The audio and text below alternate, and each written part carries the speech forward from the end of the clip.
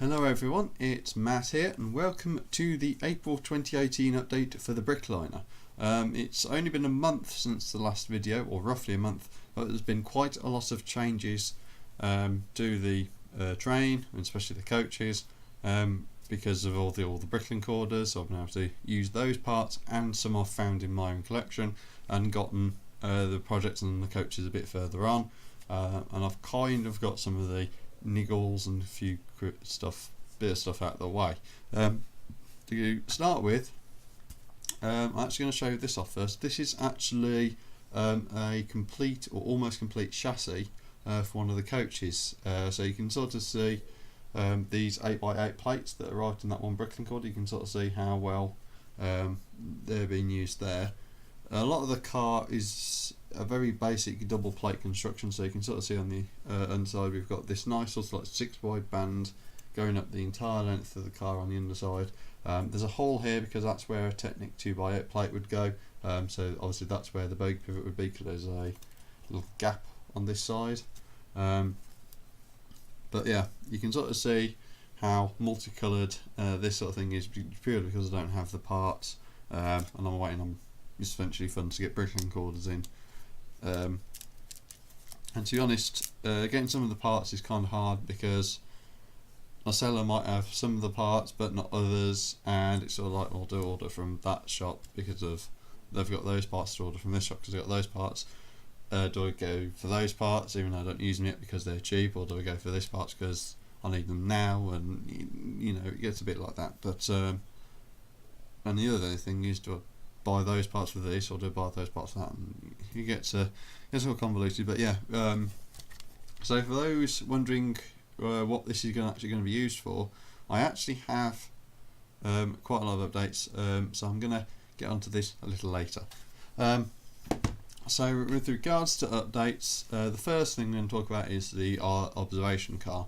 The observation car has been sort of like the poster child for the project because it's been the most complete car. It's the car I actually started with first in the project, because lots of passenger trains are often defined by what's pulling them or what's at the end, especially for the sort of like Streamliner and sort of rush era, you know, if you like, between like the 20s and 30s and even into the 40s, where it's sort of like the big, the brash, you know, the luxurious, you know, it's all about, you know, high-end service and looking either where you're going to in sort of dome cars or where you're coming from in observation cars. So that's kind of why I started with the sort of like observation end. And obviously with the 8 wide stuff, I've sort of gone either end of the coaches, or the coaches in the train, and then sort of moved inwards, which is kind of unusual. But the reason for that was that those 2 end cars are the ones which have specialised chassis, so I can get those out of the way and then move into the standard ones where I can essentially just do this, just bulk build them, and then just build the sides up and detail them and get them sorted that way. So the observation car has come along, has had quite a lot of changes. There's been quite a few parts swap outs to the correct colour, there's been a few changes, and one of the things that has really helped the observation car is the arrival of this tile. So I'm going to get the camera to try and focus in on it. You see this tile? This is, and I'll try and hold my hand up there so it's a bit more in focus. Focus on that. There we go. That is the end tile for the light box. So at the end of observation cars, you'd normally have a little light box with the train sort of name on. So this is the Brickliner, so it's very nicely printed, printed by Brickliner. So it's actually had a very faint white print, and then it's had all the colours printed on top. So you can actually see through it. It's actually it's a translucent element. It's a 2x2 tile anyway, so a translucent 2x2 tile, and then it's had all this nice printing on top. I'm actually going to take a paintbrush out at some point. I know, scandalous on painting elements, you know, but it is a custom printer anyway.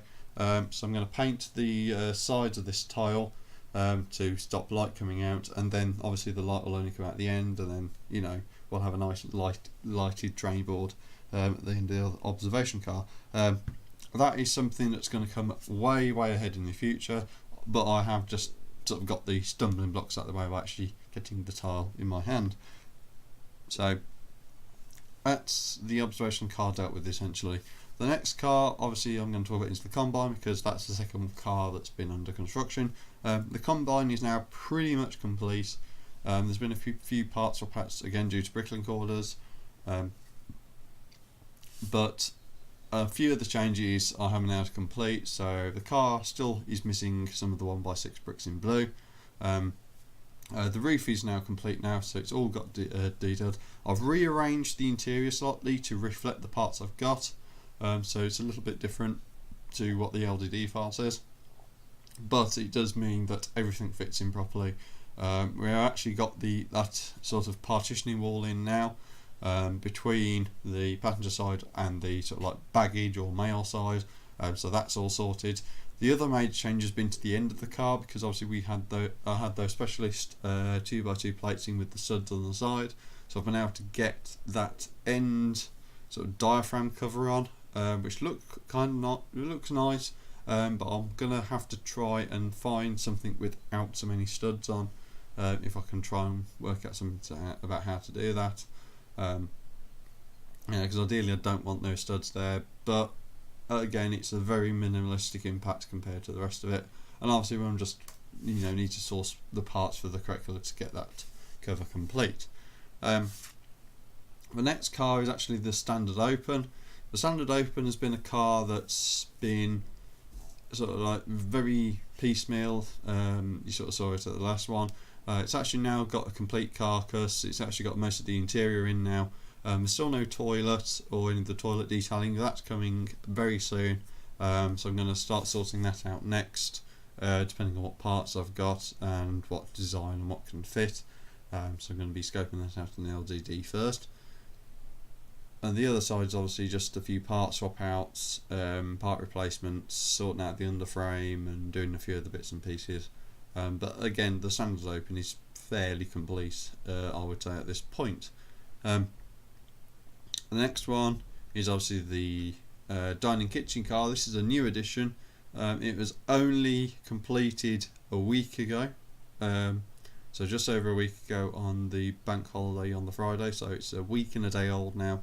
And again, there's a very large amount of parts missing, very large amount of parts in the wrong colours, but it is essentially a complete carcass. It's starting detailing off, but again, like I always say, the parts are miscellaneous and in odd colours because I don't have the parts in the right colours. I haven't fully detailed the kitchen yet, because obviously I'm going to be changing off the plates it's based on, because they're not the correct colour, so I've not got that far into detailing it or finishing it off essentially. There's a few other bits I want to check once I've got some more parts in, so I can, once I've got the chassis complete, I can actually sort of go to town and finish it, finish the interior off, tweak a few bits, test it to see what the LDD was like in comparison to the real thing, and do a few other bits that way, so get that out of the way. The other thing is with the sort of dining kitchen car is that the dining section I've had to undergo quite a lot of changes, because obviously if it's supposed to be for dining, there's supposed to be room for plates, so I can't have that really on those 2x2 tables, so I've expanded those to 2x3s, but that's taking room away from other things, so I've had to change the interior from a set of 4 tables for 2 people, so seating capacity of 8, so taking 2 of those seats out, changing the tables to 2x3s, so I've reduced it to 2 pairs of 2 rather than 2 tables of 1 on their own, so which would be realistic in terms of actual dining car. Not every table will seat 2 people, especially in more modern trains. The last car, and it's actually what this chassis is going to be starting for, is actually the business open coach. So this coach will fit in between the dining car and the observation car, and this will be the dining area for first class passengers. I'll try and partition that off and change the interior in LDD.